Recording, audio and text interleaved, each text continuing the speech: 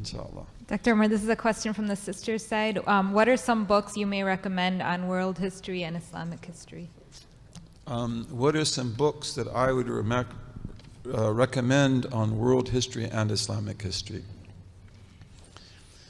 Well, this is usually how I answer that question. And when people ask me that question, I usually send them to a book by Ira Lapidus, Lapidus, Ira, I-R-A, which is called A History of Muslim Societies. And it's a beginning book. It's fairly large, and in my opinion, it's pretty good. It's not going to give you everything. It's not going to answer all your problems, but that's a pretty good beginning. To be honest, we have to write our own histories. We have to do that. That's a big task. And there are things in our history that you probably never imagined. Switzerland, for example. You know where Switzerland is, right? That beautiful little country where my grandfathers come from, in the mountains between Italy and Germany. Switzerland. Did you know that Muslims were in Switzerland in force for 150 years? Very interesting. How did they get there? Caliphate of Cordoba. The Caliphate of Cordoba. What? And what would they be interested in doing in Switzerland? Oh, they were smart people. And how did they do it? Sea power. Because Spain is always a sea power. Portugal's always a sea power. But the Muslims in Spain and Portugal, they controlled the Atlantic and the Mediterranean. And they built incredible ships. They built incredible ships. And why did they build such incredible ships? There were also ships of war. Vikings. The Vikings. So, and why did the Vikings even appear in history? Muslim Spain and Portugal. Because Muslim Spain and Portugal became so wealthy that they dried up the wealth of Northern Europe. This is pretty well proven in economic history.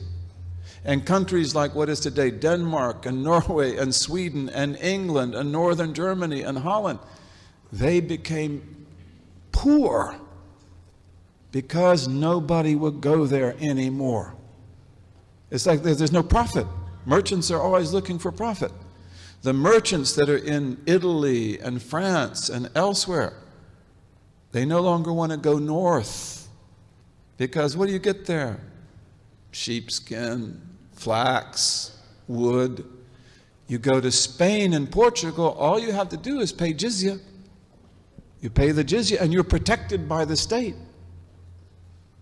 And then you get gold and silver and silk and oranges and lemons and everything in the world. It's really amazing. This is true. And I could even tell you, because you had people at the University of Michigan who were the masters of this. I don't know if the one in particular is still alive. His name is Ehrenkreuz. Is he still alive? Professor Ehrenkreuz. He was one of my companions. He was the person who worked on this. Okay, so this meant the Vikings have to come out. And the Vikings, you probably have seen movies about Vikings. Those are usually exaggerated. But the Vikings come out. Where did the Vikings first go? Lisbon, Portugal. Great Muslim city. Great Muslim city. And they sack it because Lisbon had never been protected from the Atlantic because of the fact they didn't have any enemies on the Atlantic. And they sacked Lisbon, and they took out of it tons of goods and women and children as well. And then they come down to attack Seville. These are all Muslim cities, Muslim ports. And the caliph at that time, his name was Abdurrahman III. he said, he was building the Mosque of Cordoba. And he said, I won't put a brick on another brick until we get rid of these fire worshippers. He called them fire worshippers. He also called them Normans, Northmen, Norman. They called them Northmans. They called themselves Northmen as well. He said, I won't do, he said, stop the mosque. He said, we will fight these people. We will defeat these people. We'll teach them a lesson. You don't do this to our cities. You want to trade with us? That's one thing. But you want to do this? No, we will teach you a lesson. And the great Maliki scholar of Cordoba at that time, who's one of our famous teachers, Ibn al-Habib, he said, you are the Khalifa.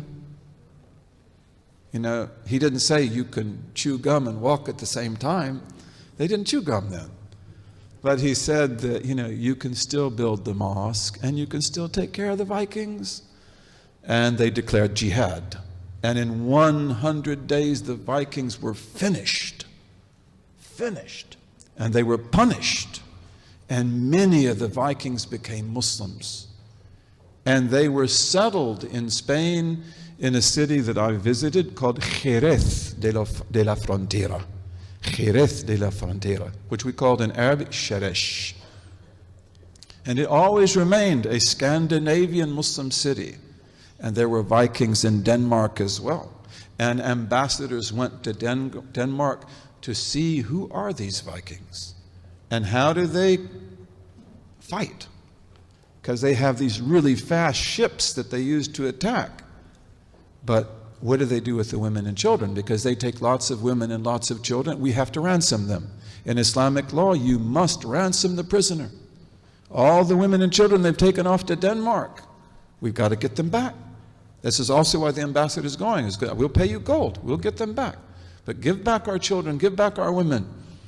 Okay, so they go there, but also they go there to learn who are these people and how do they fight. And one of the things they learn is that they have war boats.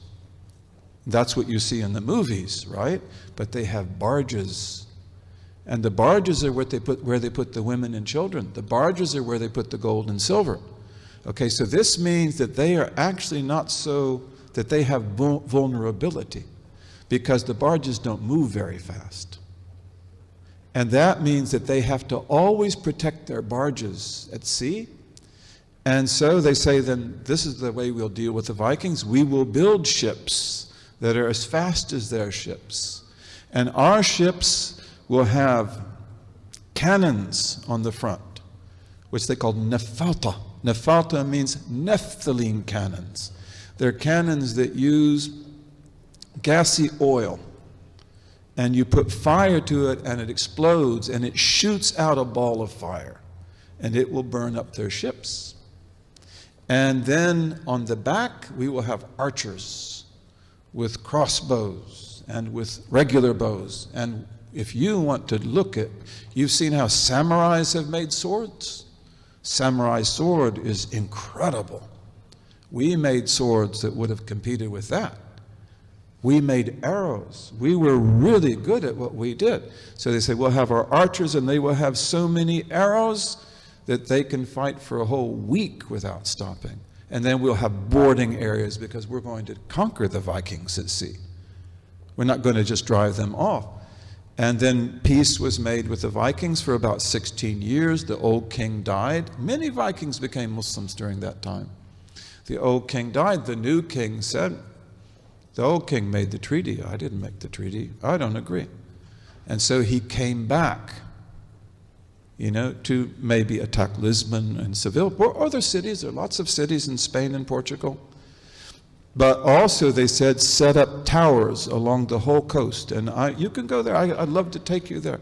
The whole Portuguese coast still has those towers. And the Spanish coast also has a lot of those towers. But they were really needed in the Portuguese coast. And these towers are so close to each other that they can send smoke signals, light signals, mirror signals. And they have a whole code to communicate. And then any time a Viking ship appears, you send the signals out, whether it is day or night, and we go out and get them on the sea. You've got to fight them on the sea. You cannot let them attack you on land. And so the Vikings come back. the first time when they attacked Lisbon, they had like 50 ships. The second time, they had almost 70. 70 warriors, 70 ships of warriors, of Viking warriors. And the Muslims attacked them at sea. And they burned half the fleet. And they took all their barges. And the rest of the fleets escaped. And they went into the Mediterranean. They attacked Morocco, Nadur. They attacked other places. Okay? And that is one of the most important battles in history. You remember that when you studied it in school. You never heard about that, did you? But that is one of the most important battles in human history. And then those ships, they will then take to Majorca. All of the islands of the Mediterranean were Muslim islands. All of the islands of the Mediterranean embraced Islam even before Spain and Portugal. Majorca, Menorca, Ibiza. Have you ever been to Ibiza? Ibiza. What word is Ibiza from? It's from Arabic. Yabisa. Dry island. Yabisa. Ibiza. And then they establish ships in Majorca, and on that basis they go up to Switzerland from the Rhone River. Very, very interesting. Very interesting. We have got to write history. We've got to write history. We gave a lesson in Detroit, on African roots in America, African Muslim roots in America, and also pre-Muslim roots in America. And that's not a dream, that's not an illusion, that's historical fact. But why didn't we study that in our history books? We've got to write our own history books, bi-idhnillahi ta'ala.